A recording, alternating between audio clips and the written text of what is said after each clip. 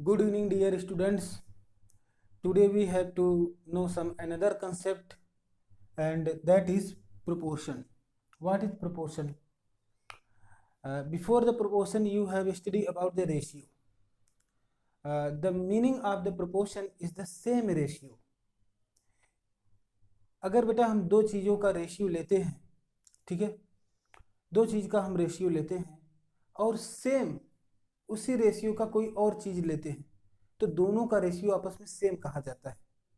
जैसे suppose that अगर आपने एक सिरप बनाया है, जैसे सपोज दैट आप किसी शादी में गए, कहीं पार्टी में, और वहाँ पर जो शरबत बना था आपको बहुत अच्छा लगा, ठीक है, और उस शरबत से दो चीज़ों से मिलके बना था, चीनी और water, sugar and water. Okay, तब देखिए ये आपके पास बेटा शुगर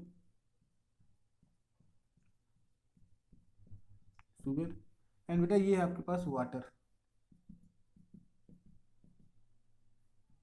वाटर, ये बेटा क्या है, शुगर, दो चीजें। अब बेटा जो शुगर है, शुगर की कितनी क्वांटिटी ऐड की गई और वाटर की कितनी क्वांटिटी ऐड की गई। ओके, तो शुगर का सपोज 2 स्पून ऐड किया गया और वाटर का 1 लीटर ऐड किया गया, 1 लीटर। तो बेटा जो यहाँ पर जो आपके पास जो आपका सिरप बनता है, जो आपका शरबत बनता है, जो आपका सिरप बनता है, इसमें रेशियो क्या है दोनों चीज़ों की, दोनों मेटल्स की रेशियो क्या है, रेशियो इस 2/1, 2:1 रेशियो, 2:1 रेशियो हम कह सकते हैं इसको, ठीक है। लेकिन बेटा ये जो बना है, सपोज दैट ये जो आपने लिया है ये सिर्फ 5 पीपल के लिए है, यानी इसको केवल 5 पीपल कंज्यूम कर सकते हैं। This is for 5 people, 5 person. Okay, लेकिन अब आप चाहते हैं अपने घर में आने के बाद आप 10 लोगों को ये सिरप पिलाना चाहते हैं, और अब आप सोच रहे हैं कि ऐसा क्या हम कौन से रेशियो में इन दोनों को ऐड करें कि हमारे मेहमानों को एकदम अच्छा लगे, जैसा कि हमने पहले सिरप का जो स्वाद हमने लिया था एकदम वैसा का वैसा बने। तो बेटा उस कंडीशन में आप क्या करेंगे, सेम रेशियो में चीज़ों को मिलाएंगे। अब रेशियो में मिलाने का क्या मतलब है, क्योंकि अगर आप 2 टेबल स्पून अगर आप शुगर ऐड करेंगे और 1 लीटर वाटर ऐड करेंगे तो वो तो सिर्फ 5% के लिए ही होगा, आपको और ज़्यादा क्वांटिटी में चीज़ों को बनाना है, ठीक है। तो इसके लिए आप क्या करेंगे, सबसे पहले आप इसके जहाँ पर आपने ये सिरप पिया था उसके बावर्ची से पूछेंगे, उसके रसोइये से पूछेंगे कि जो है आपने किस रेशियो में शुगर और वाटर को लिया था, तो बताएगा कि 2:1 रेशियो में लिया था। ठीक, यहाँ तक बात क्लियर है। अब इसी रेशियो में आप अपने यहाँ शुगर और वाटर का आप जो है एक शरबत बनाएंगे। तो आप क्या करेंगे, जितनी ये जो 2 है, 2 किसकी क्वांटिटी बेटा, शुगर की, और 1 लीटर किया है बेटा वाटर। यानी अगर आपको इसकी अमाउंट बढ़ानी है तो 2:1 में, 2/1 में सेम क्वांटिटी को आप क्या करेंगे, मल्टीप्लाई करते जाएंगे। जैसे मान लीजिए आपको टोटल क्वांटिटी इसकी डबल करनी है तो आप जो है न्यूमरेटर एंड डिनोमिनेटर में 2 से मल्टीप्लाई करेंगे, तो बेटा इसका एक इक्विवेलेंट फ्रैक्शन आपको मिल जाएगा, 2 2 जा 4 और 2 1 जा 2, 4:2 रेशियो। तो बेटा 4:2 रेशियो का मतलब है 4 स्पून बेटा आप क्या लेंगे, शुगर ऐड करेंगे, और 2 लीटर आप बेटा क्या करेंगे, वाटर ऐड करेंगे, वाटर। और इस तरह से डबल अमाउंट में वो चीज़ें बन जाएगी। जहाँ पर 5 लोगों के लिए बना था, अब देखिए 10 लोगों के लिए वो चीज़ बन जाएगी। ठीक है, तो इसी तरह से जिस रेशियो सेम रहेगा, यानी 2:1 का भी रेशियो यहाँ पर भी है, केवल क्या चेंज हुआ, क्वांटिटी चेंज हुई। तो कहने का मतलब बेटा ये है, हमने आपको एक टर्मिनोलॉजी बताया था जब फ्रैक्शन पढ़ाया था, इक्विवेलेंट फ्रैक्शन। ठीक है, तो फ्रैक्शन एक्चुअल में रेशियो क्या है, एक फ्रैक्शन को ही डिनोट करता है, और फ्रैक्शन के फॉर्म में अगर समझे तो उसका इक्विवेलेंट जब कोई ले लेते हैं तो वही उसका क्या हो जाता है, वही उसका प्रोपोर्शन हो जाता है। तो हमने अभी शुरू में आपको क्या होता है, proportion is the same ratio, और इसको ऐसे भी डिफाइन कर सकते हैं, the equality of ratios, the equality of ratios is proportion।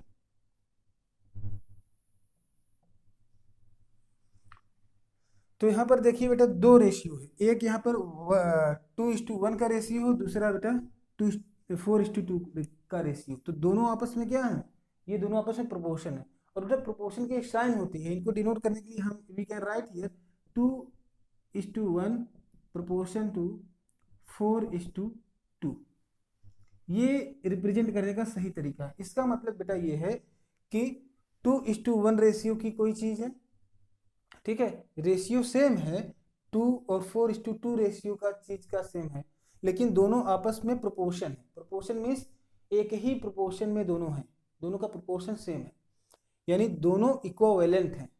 ठीक है, ये आप कह सकते हैं। अब इसमें आप देख रहे हैं बेटा 3 चीजें दिख रही हैं। अगर हम 4 चीजें दिख रही हैं। अगर इसको पहले वाले टर्म को, ये फर्स्ट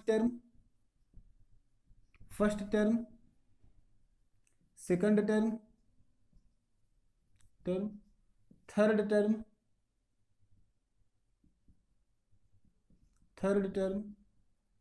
फोर्थ टर्म। अगर बेटा इनको अलग अलग टर्म के नाम से हम इनको जाने तो हम इनको रिप्रेजेंट कैसे करेंगे, आइए दिखाते हैं आपको। इसको देखिए, इसको रिप्रेजेंट कैसे करेंगे। देखिए सपोज दैट फर्स्ट टर्म को अगर हम ए से रिप्रेजेंट करें, ए रेशियो बी है और बेटा इक्वल किसके है, C:D के है, यानी proportion to C:D ratio. Then we can write here the multiple of extreme terms is equal to multiple of middle terms. Okay, यानी फर्स्ट टर्म, बेटा फर्स्ट टर्म क्या है और लास्ट टर्म क्या है, यानी फोर्थ टर्म। देखिए फर्स्ट टर्म और लास्ट टर्म यानी fourth term, these are called extreme term. Okay, इन्हें बेटा क्या बोलते हैं, जैसे ए है और डी है, ये एक्सट्रीम पर है ना, एक्सट्रीम टर्म,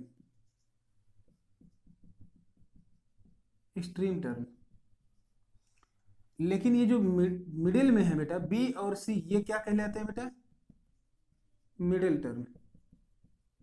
टर्म कहलाते हैं। ठीक है, अब देखिए जो प्रोपोर्शन का रूल है वो ये कहता है कि प्रोडक्ट ऑफ एक्सट्रीम टर्म यानी ए इंटू डी हो जाएगा बेटा। एक एक्सट्रीम टर्म ए है, दूसरा एक्सट्रीम टर्म बेटा डी है, is equal to product of middle term यानी B into C. This is the formula. This formula will be applicable only when A:B ratio is proportional to C:D ratio। ओके, तो इस तरह से इस form में अगर है बेटा तो हम ये फार्मूला अप्लाई कर सकते हैं। अभी फार्मूला आया कैसे, इसको आपको दूसरे तरीके से भी हम समझाते हैं। आइए देखिए, इसको हटा दे बेटा, चलिए हटाते हैं। आइए इसको समझिए। जैसे हमने कहा A:B ratio is proportion to C:D ratio. तो A:B रेशियो का मतलब बेटा होता है in the form of fraction A/B। और हमने कहा इक्वलिटी ऑफ रेशियो, तो इस रेशियो के इक्वल क्या है बेटा, C/D है। This is the equality. Okay, अगर अब यहाँ पर हम बेटा क्रॉस मल्टीप्लाई करें, ऐसे ऐसे मल्टीप्लाई करें, तो A इधर आए, D इधर आएगा, तो A इंटू डी हो जाएगा बेटा, इज इक्वल टू B इधर जाएगा, यानी C इंटू B हो जाएगा। तो वही तो आया, सेम फार्मूला अप्लाई हो रहा है। यानी इसमें ये फार्मूला कैसे अप्लाई हो रहा है आप समझ गए, ठीक है। अब इसका बेटा एप्लीकेशन कहाँ पर है। अब कुछ क्वेश्चन आपके सामने हम रखेंगे और आपको दिखाएंगे कि इसका यूज कहाँ पर हो रहा है, ठीक है। आइए देखते हैं, कुछ क्वेश्चन यहाँ पर ले लेते हैं, फिर आपको समझ में आएगा ये प्रोपोर्शनलिटी का मतलब क्या होता है, प्रोपोर्शन होता क्या है, ठीक है। क्योंकि हमने तो एक एग्जाम्पल आपको दे दिया शरबत वाला, जिसमें आपने देखा कि किस तरह से सेम रेशियो की चीज़ों को लिया जाता है तो उसको प्रोपोर्शन बोलते हैं, ठीक है। अब देखिए एक क्वेश्चन है, question number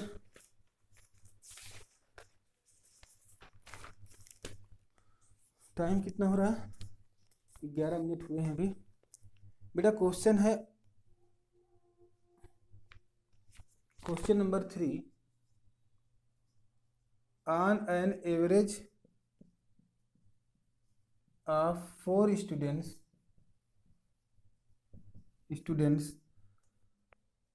eat 1200 gram of rice. Okay, how much rice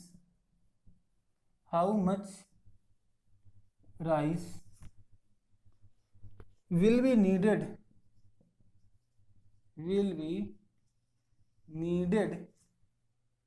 for 10 students। आइए देखते हैं क्वेश्चन को, समझिए क्वेश्चन में क्या कह रहे हैं, on an average of 4 students, average तौर पर 4 स्टूडेंट्स 1200 ग्राम राइस को ईट करते हैं, खाते हैं, ठीक है। तो इनका कंज्यूम कितना करते हैं, 1200 ग्राम करते हैं। Number of student is 4, okay, student 4, ठीक है। और राइस कितना कंज्यूम कर रहे हैं बेटा, 1200 gram. How much rice will be needed for 10 students if the number of student is equal to 10, then what is the quantity of rice will be consumed. तो बेटा कितना राइस कंज्यूम किया जाएगा, ठीक है। यही राइस के बारे में पूछ रहे हैं, कितना राइस कंज्यूम किया जाएगा, कितने ग्राम। तो बेटा यहाँ पर हम लेट करेंगे, मान लेते हैं x ग्राम राइस 10 स्टूडेंट के द्वारा कंज्यूम किया जाएगा या खाया जाएगा, ईट किया जाएगा, जो भी है, ठीक है। अब हम क्या करेंगे, हम रेशियो को देखेंगे। अच्छा ये बताइए, अगर ये एवरेज की बात कर रहे हैं यहाँ पर, on an average of 4 student eat 1200 gram rice, अगर ऐसी बात पूछ रहे हैं, इसका मतलब है एवरेज के हमें अनुसार अगर चलना है, तो बेटा हमारे पास जो 10 स्टूडेंट्स हैं, एवरेज के आधार पर वो कितना राइस कंज्यूम करेंगे, इसका मतलब उसी रेशियो में बच्चे खाएंगे, ठीक है। ये मान के हम यहाँ पर चलेंगे कि उसी रेशियो में बच्चे जो है 10 स्टूडेंट भी खाएंगे। उसी रेशियो में खाने का मतलब है, पहला का रेशियो क्या था, तो पहले का जो रेशियो था, तो फर्स्ट रेशियो वाज 4:1200 ग्राम, ये रेशियो था बेटा, 4:1200 ऐसे ही लिखते हैं। और जो बेटा नेक्स्ट रेशियो होगा उसमें 10 स्टूडेंट्स हैं और राइस कितना है, x ग्राम हमने माना हुआ है, हमें पता नहीं कितना है, लेकिन x ग्राम हमने लेट किया हुआ है, ठीक है। तो बेटा ये वाला रेशियो क्या हो जाएगा, 10:x रेशियो।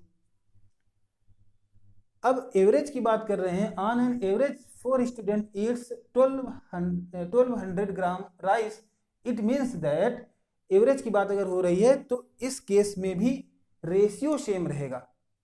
तो यहाँ पर जो रेशियो है वही रेशियो बेटा यहाँ पर रहेगा। दोनों रेशियो आपस में क्या है, इक्वल है। और इक्वल जब रेशियो होते हैं तो उसको क्या बोलते हैं, प्रोपोर्शन।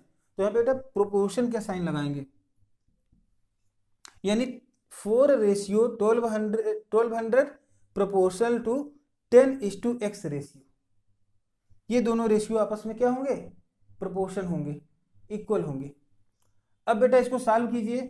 फार्मूला क्या था आपका, जो इस फॉर्म में होता है इससे कंपैरिजन कीजिए, A:B प्रोपोर्शन टू C:D। और बेटा इसका फार्मूला होता है, जो स्ट्रीम टर्म है, बाहर वाले टर्म है, A:D मल्टीप्लाई करें इज इक्वल टू B:C, यानी मिडिल टर्म का आपस में मल्टीप्लाई करें, यही तो फार्मूला बनेगा। अब इस फार्मूले के बेस पे चाहे तो करें, चाहे इसको डायरेक्ट करें। तो फार्मूले के बेस बेटा A यहाँ पर क्या है, 4 है, यहाँ पे लिखेंगे बेटा 4 इंटू D क्या है बेटा x है, यहाँ पे लिखेंगे x is equal to B क्या है बेटा, यहाँ B के सामने क्या है देखो 1200 इंटू बेटा C क्या है, C के पास क्या है देखिए 10 है, यहाँ पे लिखेंगे बेटा 10 है ना। Then x is equal to बेटा क्या हो जाएगा, यहाँ पर करते हैं ठीक, x इज इक्वल टू, अब 4 बेटा इधर लेकर आइए, तो 1200 इंटू 10 अपॉन 4, 4 3 जा 12 और ये 00 यहाँ पर, तो x इज इक्वल टू बेटा क्या हो जाएगा 3000 राइस की वैल्यू बेटा तो ये ग्राम में लिखेंगे, 3000 gram. This is your required answer, यानी 10 स्टूडेंट कितना ग्राम राइस कंज्यूम करेंगे, तो 3000 ग्राम राइस ईट करेंगे, कंज्यूम करेंगे, ठीक है। तो इस तरह से बेटा हमने प्रोपोर्शनल जो प्रोपोर्शन है उसका यूज करते हुए, हमने रेशियो प्रोपोर्शन का यूज करते हुए इस क्वेश्चन को सॉल्व किया, ठीक है। और इसका जो डायरेक्ट मेथड है, डायरेक्ट अगर आप ये फार्मूला ना लगाना चाहें, डायरेक्ट ऐसे करें, अगर आपके मन में ये बात बैठ गई हो कि स्ट्रीम टर्म का multiple is equal to middle term का मल्टीपुल, अगर इस कंसेप्ट के बेस पे लगाते हैं तो डायरेक्ट ऐसे कर दीजिए। देखिए मिडिल टर्म क्या है, ये दो टर्म बेटा मिडिल में है, तो इनका मल्टीपुल इज इक्वल टू ये बाहर वाले टर्म का मल्टीपुल, यानी 4 इंटू एक्स करेंगे तो 4 into x is equal to 1200 into 10, ये देखिए मिडिल टर्म का जो है मल्टीप्लाई, और ये एक्सट्रीम टर्म यानी बाहर वाले टर्म का मल्टीप्लाई इक्वल होता है, ऐसे लिख दीजिए, ठीक है। फार्मूला लिखने की भी जरूरत नहीं, तो x इज इक्वल टू 4 को इधर ले जाएंगे, अपान में देखिए इधर ले जाइए डायरेक्ट, अपान 4 हो जाएगा, 4 से इसको करेंगे 300 आ जाएगा, इज इक्वल टू 3000 ग्राम। इस तरह से भी आप कर सकते हैं, या फिर एक और तरीका है, जो आप प्रोपोर्शन का साइन लगाकर बेटा लिख रहे हैं, इसको आप चाहे तो दो रेशियो को लिख करके इक्वल कर दें फ्रैक्शन के फॉर्म में, ठीक है। यहाँ पर आप ऐसे लिख सकते हैं 4/1200 ग्राम इज इक्वल टू बेटा क्या लिखेंगे 10/x ग्राम, ऐसे करिए, क्रॉस मल्टीप्लाई कर दीजिए, इसका इसमें इसका इसमें, यहाँ पर आएगा बेटा 4x इज इक्वल टू इसका इसमें मल्टीप्लाई करेंगे तो 12,000 हो जाएगा, 10 में मल्टीप्लाई होगा तो, फिर 4 को इधर ले जाइए तो ये बेटा ये अपान में आ जाएगा 4 से इसमें डिवाइड करेंगे, फिर से आपका 3000 आ जाएगा। इस तरह से आपका आंसर आ जाएगा बेटा, ठीक है। तो करने के तरीके कई हैं, हमने सारे तरीके यहाँ पे डिस्कस कर दिए हैं। एक क्वेश्चन और आपके बुक से लेंगे, ठीक है, ताकि आप इसको अच्छे से समझ जाएं। समय देख लेते हैं बेटा, 18 मिनट हुए हैं, और ईश्वर से प्रार्थना है कि आज रिकॉर्ड जो है जो हो रहा है ये, इसमें आवाज़ अच्छे से आ जाए, ठीक है। पता नहीं क्या प्रॉब्लम है, आखिर आवाज़ कभी कभी बंद हो जाती है तो पूरा मेहनत पे पानी फिर जाता है, ठीक है। तो 18 मिनट हुए हैं, और एक कंसेप्ट और उस पर बेस्ड एक क्वेश्चन हमने सॉल्व किया है, और नेक्स्ट क्वेश्चन हम एक बार फिर से देखेंगे। क्वेश्चन नंबर 4 देख लेते हैं, 4 देख लेते हैं क्वेश्चन नंबर। इसके पहले बेटा एक बार हम वीडियो को हम चाहेंगे कि चेक कर लें, क्योंकि अगर आवाज़ रिकॉर्ड नहीं हुई तो बहुत ज़्यादा लॉस हो जाएगा, ठीक है। बल्कि बाद में रिकॉर्डिंग हो जाएगी, वो चलेगा। 18 मिनट का हम यहाँ पर वीडियो को रोक रहे हैं। चलिए बेटा, हमने क्वेश्चन को नोट कर लिया है, और आवाज़ भी पिछली वीडियो में अच्छी आ रही थी, जो इससे कनेक्टेड भी है। तो यहाँ पर देखिए, the number of students in school A, कोई स्कूल है जिसका नाम यहाँ पर ए माना गया है, इस 4000। स्कूल ए में बेटा स्टूडेंट कितने हैं, यहाँ पे school A student, student is equal to कितने हैं बेटा 4000 एंड इन स्कूल बी, यहाँ पर बेटा स्कूल बी हम कर लेते हैं, स्कूल बी में कितने हैं 3000, student is equal to 3000। Okay, the area of school A is 1000 metre square. तो बेटा यहाँ पर एरिया कितना है, area is equal to 1000 metre square. और बेटा यहाँ पर यहाँ पर the area of school A is 1000 metre square and of school B is 600 metre square. यहाँ पर बेटा एरिया कितना है, स्कूल बी में एरिया कितना है 600 मीटर स्क्वायर। क्वेश्चन क्या है बेटा, यहाँ पर दो क्वेश्चन गिवन है A and B. Question A पूछ रहे हैं कि how many students are there per square metre in both the school. How many students are there per square metre, per square metre में how many students are there. ठीक है, तो ये हमें बताना है, यानी 1 मीटर स्क्वायर में कितने स्टूडेंट हैं इन बोथ द स्कूल। तो अगर स्कूल ए का बात करें बेटा, तो ए का डेटा हमारे पास स्टूडेंट और एरिया है, तो हमें इसमें रेशियो निकालना है, ये प्रोपोर्शन का सवाल नहीं है। ठीक है, तो ये क्वेश्चन किस चीज का है बेटा, रेशियो का है। तो इसमें हम रेशियो लेंगे, स्टूडेंट अपॉन एरिया करेंगे, स्टूडेंट अपॉन एरिया।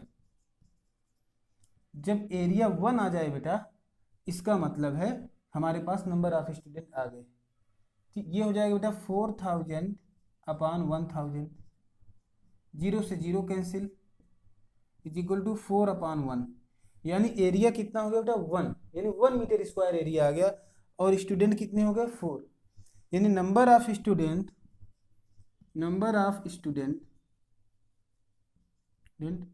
4 पर मीटर स्क्वायर। ये पहला आंसर हो गया आपका। तो कितने यहाँ पे स्टूडेंट होंगे पर मीटर स्क्वायर में, 4 स्टूडेंट होंगे बेटा। ठीक है, नेक्स्ट देखिए, यहाँ पर भी बेटा रेशियो आपको फाइंड आउट करना है। तो यहाँ पर करेंगे आप 3000 अपॉन 600, 0 से 0 कैंसिल, 0 से 0 कैंसिल, 6 से बेटा डिवाइड करेंगे 30 में, 6 5 जा 30 अपॉन 6 1 जा 6, ये दोनों होगा तो 5 अपॉन बेटा 1 आएगा। अब यहाँ पे जो 1 आया है, यानी 1 मीटर स्क्वायर एरिया हो गया और 5 स्टूडेंट हो गए। जो 3000 स्टूडेंट है वहाँ पर क्या मिल गया, इसका जो रेशियो है इक्विवेलेंट रेशियो 5:1 आ गया, 5 अपॉन 1 आ गया। तो यहाँ पर क्या मिला हमें, 5 स्टूडेंट मिला 1 मीटर स्क्वायर एरिया पर।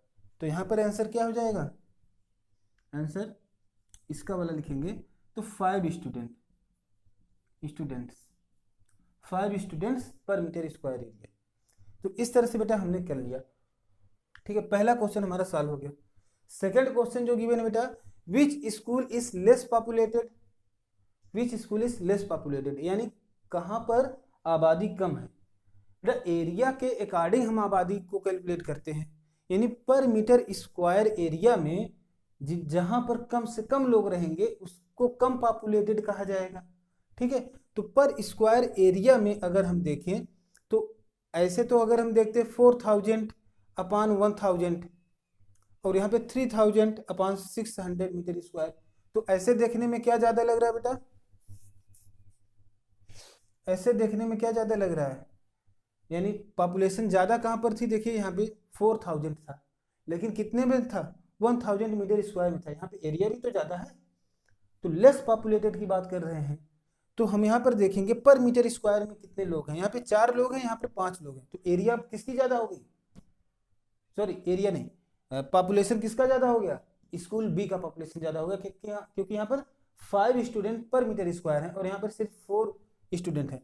तो पूछा क्या है, which school is less populated, यानी कम पॉपुलेटेड कौन सा स्कूल है। तो school A is the less populated because here only 4 students per metre square area.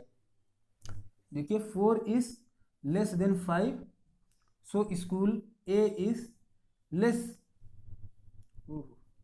Less populated than school B. Okay, तो स्कूल यहाँ पर क्या हो जाएगा बी के आंसर में, स्कूल